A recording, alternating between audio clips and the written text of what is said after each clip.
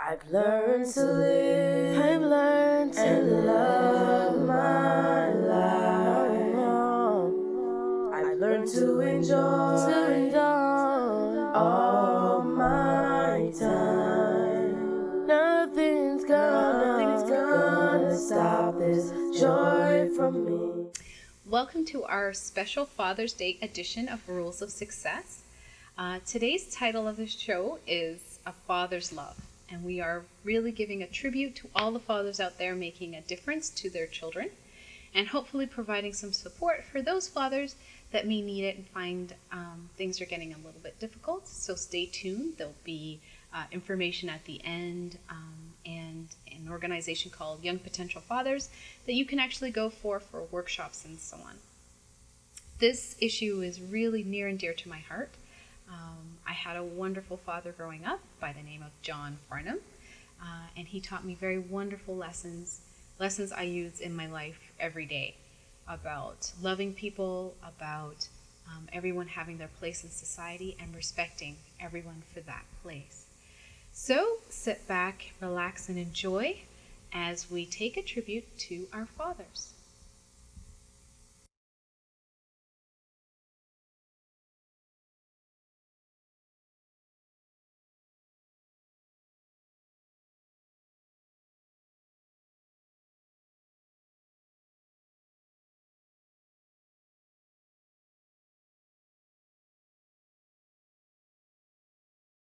So welcome back, and this is our discussion portion of Rules of Success.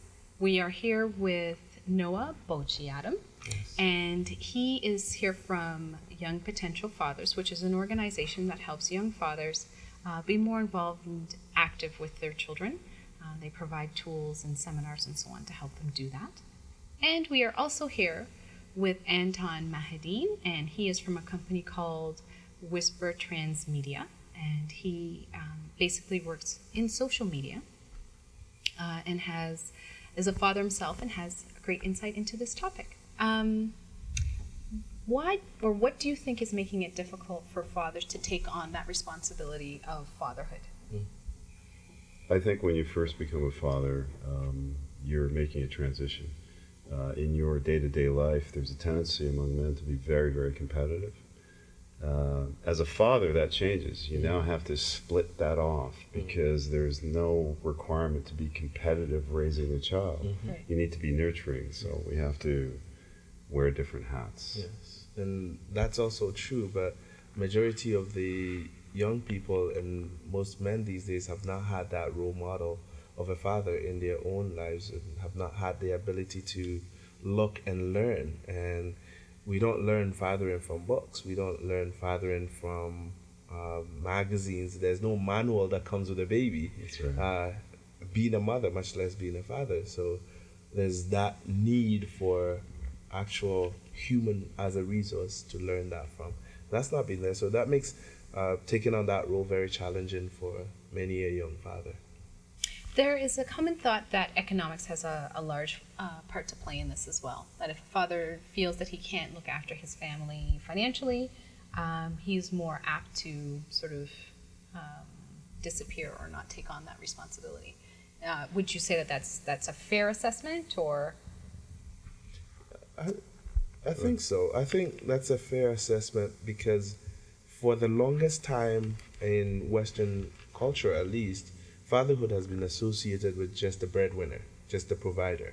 And the interactive, the discipline, the moral provider, the role model has not been given that highlight, that necessary need, that it's made being a father equal to having the economic resources to take care of that child. So once that's not there, it makes it a mountain for many people to attempt to climb at all. So that's the first thing that they see in their lives. I agree with you. One of the other things I think, though, is that people have a tendency to get confused with blurring the lines between providing economically and providing what a child really needs. Yes. And that I think is a big challenge for any young man. Because you're struck with this initial moment where you realize that this is a really cool thing that just happened. You know, I'm a dad, yeah, right? yes. And then you have to live with that thing. And you, because we've watched our fathers or we've watched our male role models, and they were always providers. Yes. So if you don't have the economic wherewithal to do that, sometimes you can get caught up in that and start chasing your tail, if you will. Yeah. So, you know, I think that's one of the places that we fall into those traps. And I know for people in the Black community, it seems to be more prevalent. And why do you think it's more difficult for Black males to take on that responsibility of fatherhood? You know, I can only speak from my perspective, and my perspective is that the difficulty is that you have an extra responsibility, and the responsibility comes in the form of being aware of your cultural value and bringing your cultural value into the equation as you raise this child. You know, I mean, for myself, I never saw it as an issue. I mean, just being a dad was like just the greatest thing I could do, right? So, but you're right. I mean, it doesn't affect everybody that way. Certainly, there's struggles. And I think with where you start off is the perfect ideal position for many a young person, is that there's the loss of culture, loss of identity, that we don't know that being a father is very deep rooted in our culture. So because we don't have that connection to our culture, that connection to our inner being, our identity, it's difficult to see ourselves as being fathers. So for majority in the Black population, it's the loss of our African culture that's actually making it so difficult for us to take on that role. The more people get in tune with their identity, the more people start accepting and not allowing the world to dictate who they are, and that they define themselves, the better they are as fathers. I think it also has something to do with choice, though, as well, like your partner choice. Yes. Okay, Right. For a lot of young men that get into very early relationships, you know, that person that they are making that child with, they really don't want to be with them. Both parties don't want to be with each other. Okay, Exactly. and that's another challenge as Yes. well. Yes. You know. Right. It's very different if you're having your first child when you're in your 30s than when you're, you know, 22 years old or 21, right? Or 17 for Or that 17, matter, yeah. Right. So and again, speaking of choice, it's true. Are you who you choose to be, or are you who you've been told you are? Right. And that speaks a great volume. If you are who you choose to be, your partner choice is very deliberate, and it changes everything. If you're who you're told you are, then you've lost that choice in being able to identify and being able to actually make a conscious effort in ensuring that you're going to be the best father that there is to be. That's a great point. And I think one of the things that people look at is, in the Black community, this seems to be an epidemic. Although I really have to say that a lot of young dads are really taking strides in being fathers to their children. I think we're doing much better than we did 20 years ago. I think we're doing much better than we did 40 years ago in terms of fathers being involved with their children. But I really like the fact that we're talking about choice and the choices that we're making, and how much harder do you feel that choice becomes if you don't know what you're getting yourself into? Because, I mean, I'm a parent too. I'm not a dad, but I am a parent too. And yes, there's the anticipation of the baby. Everybody's happy, everybody's excited, and then the baby comes and it's absolutely not pretty. You're not sleeping, the baby's crying, everybody's cranky. How difficult is it then to continue to make that choice? And as a dad, because as a mom, you're sort of attached. There, this baby's got to eat, and you've got the equipment to feed this baby, right? But as a dad, it's different. So how do you continue making that choice? Well, I think there's something else that you have to add to that when you're describing a father, because I remember my own experience. I was like a fumbling idiot when I became a father, and this is the it's almost like we have to find our legs. Right. Okay, I knew I was going to be good at it. Yes. Right. But the fact that I was an idiot in the moment Right. was reinforced by everybody else around me telling me that I'm an idiot in the moment, right? In every check. moment. Yeah. So, but it definitely is something that we have to grow into as fathers. We certainly do, and I don't think there's a prescription that you can put out there. It's kind of an experience that you have to go through and find yourself in it. And it seems daunting at first to almost everyone, but it's a commitment that almost no one is willing to shirk off. We've had young fathers tell us that, you know what, my child is now like a drug to me. I can't live without my child. The first 10 days that I've ever spent in my life without being able to see my child, and I can't function properly. What's wrong with me? That's the reality of what we're getting out there, and rightly so. Things are moving in terms of getting fathers more involved in their children's life for a couple of reasons. We're starting to actually acknowledge fathers from more than just a provider base. So it makes it look like we're moving in the right direction, but there's also quite a lot of work to be done in the community to get our, I'd say, the next generation to realize that being a father is part of your heritage. It's part of your DNA. It's part of your identity, and you need to acknowledge that. You need to bond with that, and you need to move forward with that, getting the necessary support as you can. Because mothers do get support, don't they? Yes. They don't say it often, but they do get a lot of support. There's grandmothers. There's it's easier aunties and cousins it's easier to tell a mother what to do because mothers like talking about mothering, but it's so difficult because we men, again coming back to the competitive nature, will talk about how competitive I've been of being a dad. Then, this is where I went wrong. So try not to do that. Than anything, we want to show off just the best part of ourselves, then share the difficulty, challenges, and so we need to make that available to everybody, the whole package. Just as mothers are getting the whole package, we need to make dads also receive the whole package. Yes, put out your competitive nature, be the best dad you can, and put it out there and share it. But at the same time, do acknowledge what has been difficult and learn and share. Well, one of the things I'd like to throw out there, though, is that as a father, as a parent, or as a father, I have these conversations with folks that, they tell me how good they are at being a dad, okay? And they pat themselves on the back, right? And, my point of view is, like, that's what you're supposed to do, okay? So let's not get caught up in rewarding yourself. The reward is in the values that you instill in your child. Well, that was what I was going to say. The proof is in the pudding, right? So we can pat ourselves on the back as much as we want, but the proof is in the pudding, right? Is this child causing havoc at school, or is he actually learning, or she? You know what I mean? So the proof is really, really in the pudding.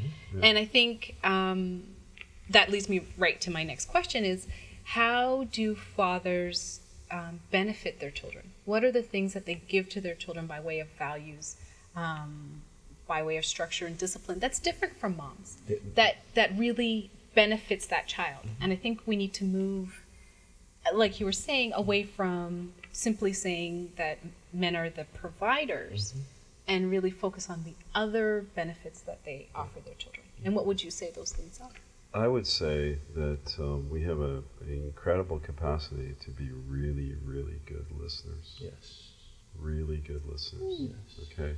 I think we have, I'm speaking in general terms now, but I think a lot of men have difficulty expressing how they feel about certain situations. Right. But, it's like what my mother used to say, somebody who's got, somebody can have a silver tongue, but the person who listens has golden ears. Okay. And to be able to impart the wisdom that you have and still remember that, you were once in that child's shoes, right?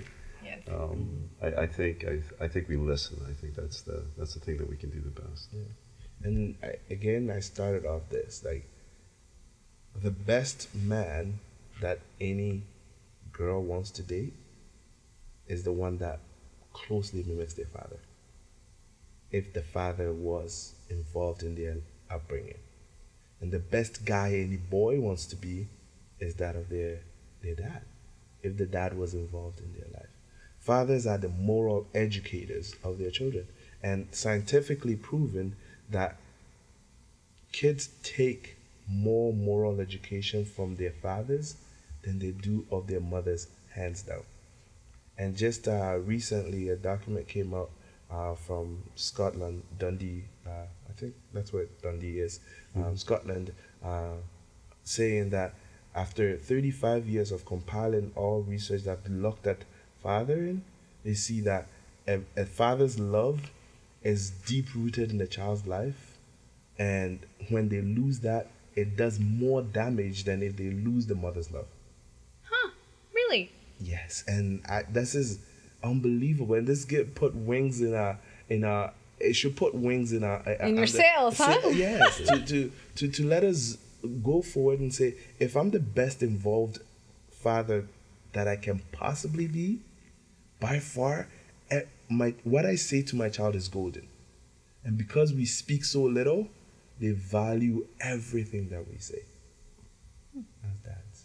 So that's something that's not out there. And this is current research coming out this year. If I threw that in front of the matriarchs of my family, I'd be sleeping on the couch for the next couple of weeks. That's why I'm glad there's two of us. On that note, we're going to take a break and have a couple words from our sponsors, and we will be back.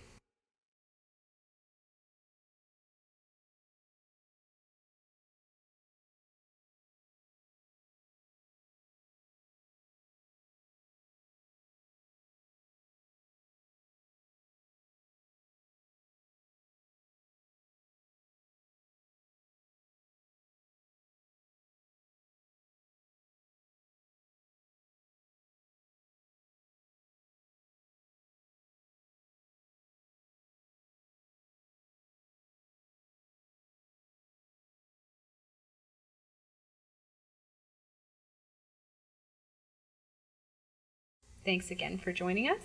So we had just talked about the importance of a father's love, which is actually the title of this show, which is a father's love.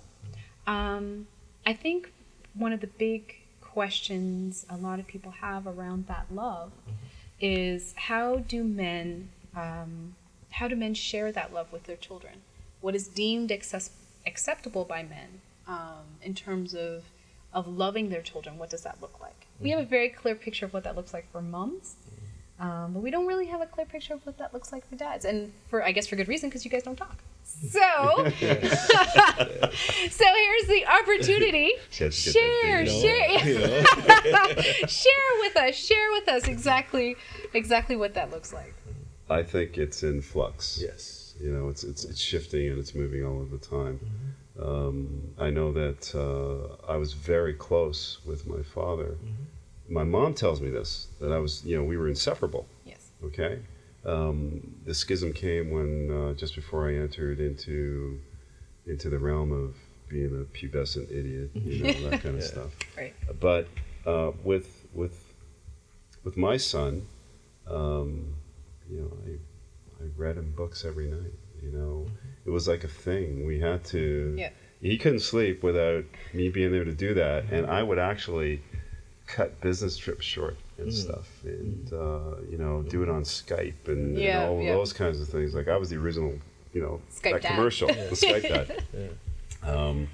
So I think we're expressing it in different ways. I think if you look at the previous generations, sometimes the kids were, to be seen and not heard, right? So there was always that standoffishness and the impact of being the provider and having to keep that distance.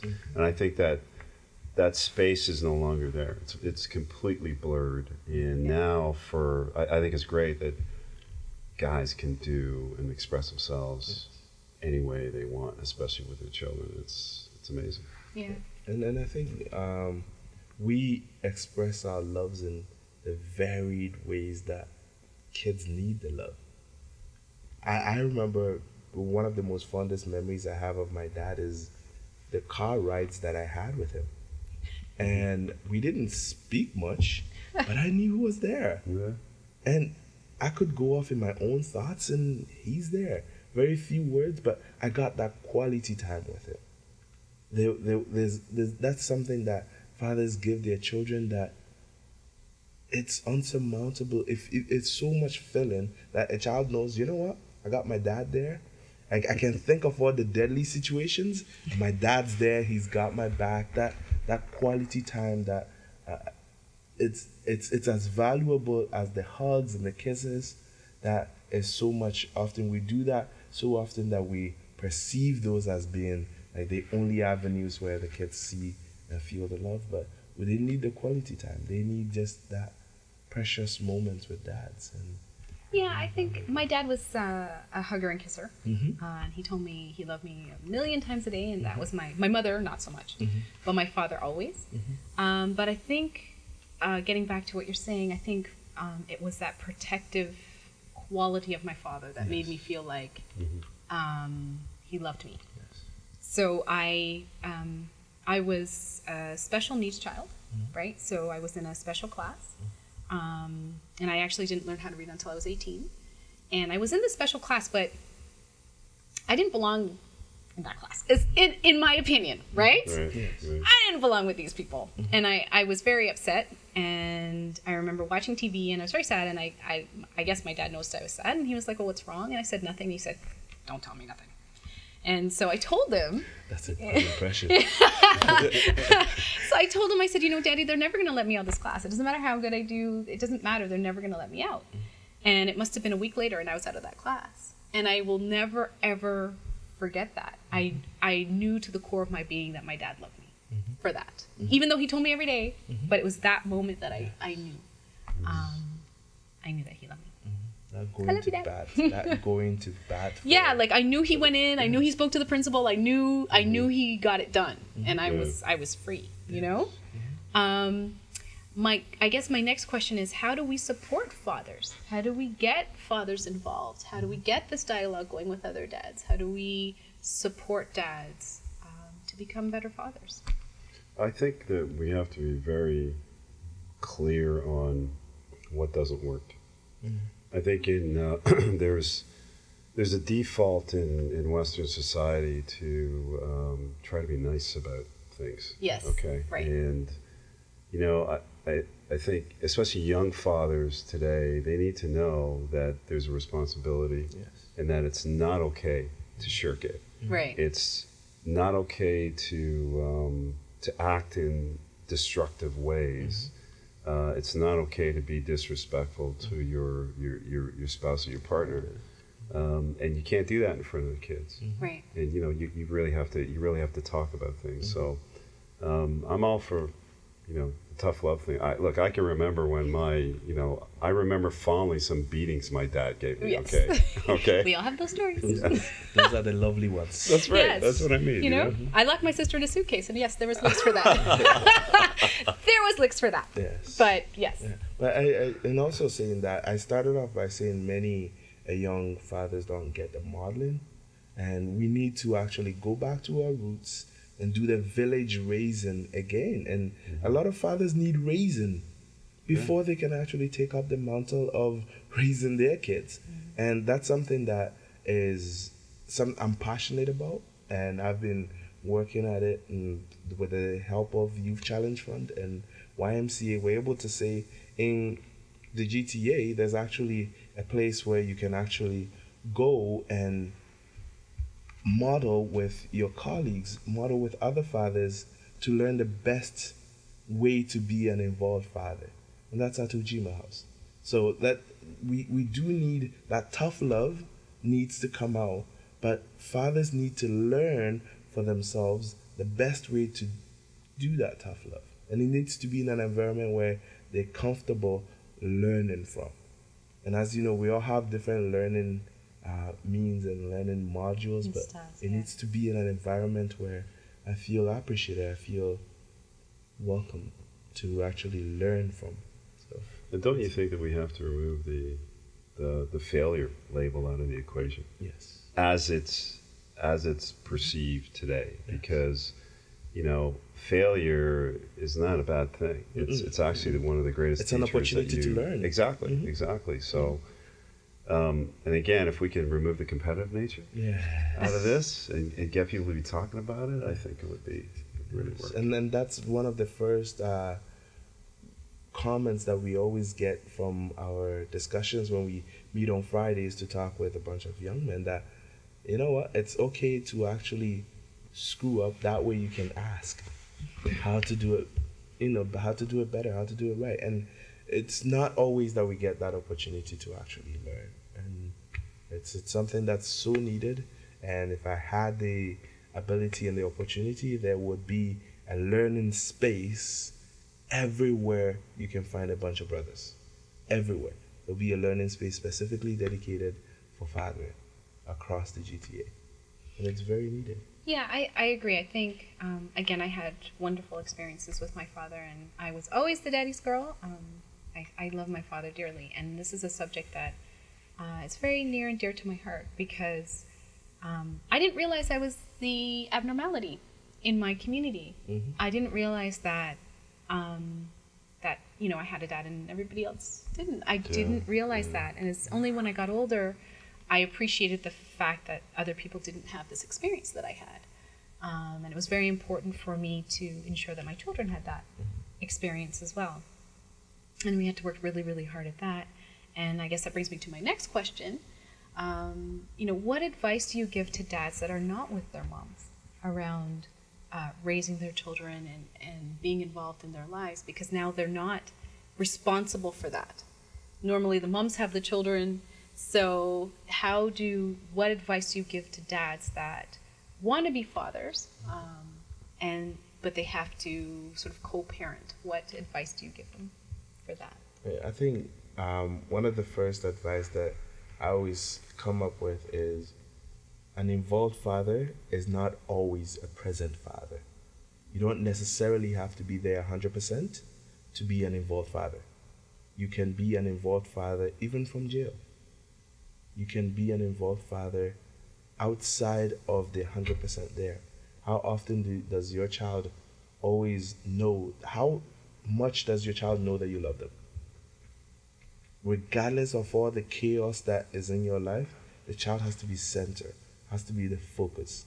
And once you're able to recognize that the child is the center and the focus, you're able to start working on the relationship that's breaking you away.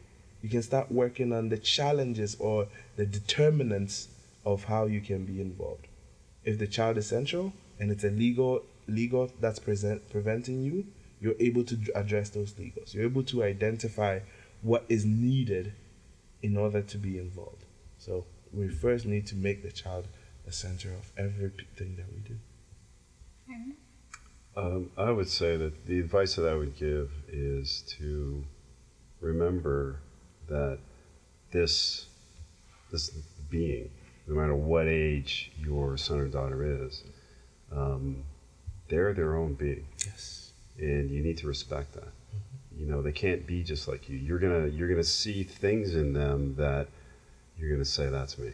Okay? You're gonna recognize yourself all of the time. Yeah. And it's a beautiful thing to fall in love with that. Mm-hmm. But I think it's also very important to be able to step back and say, my role as a father is to help this person to define their own personal space and not make the mistakes that I made. And that's the role of a parent, right? So that's my 2 cents. Completely. I totally agree. I want to thank you both for being on the show. Thank you. Pleasure. During the rolling credits, you will have the opportunity to get both of their contact information.